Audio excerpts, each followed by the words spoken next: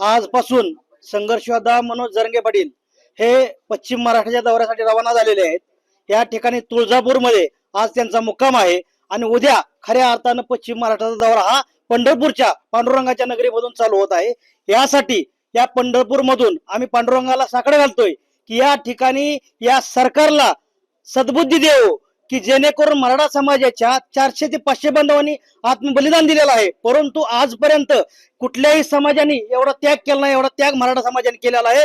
परंतु या ठिकाणी मराठा समाजाला वारंवार निराशा ही समाजाच्या हातामध्ये टाकली जाते आणि संघर्ष होता मनोज जरंगे पाटील यांना लढण्यासाठी आणि त्यांच्या शरीराची झीज होण्यासाठी हे सरकार प्रयत्न करत आहे। सरकारला माझा एवढा इशारा आहे की सरकारला या पंढरपूरच्या पांडुरंगामध्ये आम्ही प्रार्थना करतो की सरकारला सद्बुद्धी द्यावं आणि मराठा समाजाचा प्रश्न मार्गी लागावा, अन्यथा येणाऱ्या काळामध्ये सरकारला याचे परिणाम भोगल्याशिवाय राहणार नाही। कारण या ठिकाणी आमचे दाखले दिले कोणी? यांच्याच लोकांनी, यांच्याच अधिकाऱ्यांनी, आणि दाखले रद्द कोण करतोय? ह्यांचाच अधिकारी। याचं कारण म्हणजे हे फक्त राजकीय डावपेच आहेत। आम्हाला एवढंच या ठिकाणी सांगायचंय, संघर्ष योद्धा मनोज जरंगे पाटील हा पश्चिम महाराष्ट्र दौरा करणार आहेत।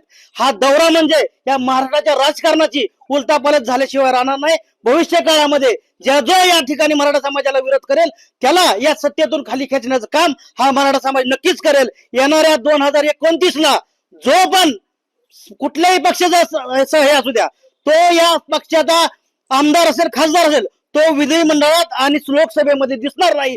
जो कोणी विरोध करेल त्याला आमचा या ठिकाणी इशारा आहे। आणि एवढंच सांगतो, लवकरात लवकर सरकारनं सातारा संस्थेचं गॅजेटर असेल या ठिकाणी मंजूर करावं आणि मराठा समाजाच्या जेवढ्या काही प्रलंबित मागण्या आहेत त्या लवकरात लवकर मान्य कराव्यात, अन्यथा तुम्हाला याचे परिणाम भोगावे लागतील।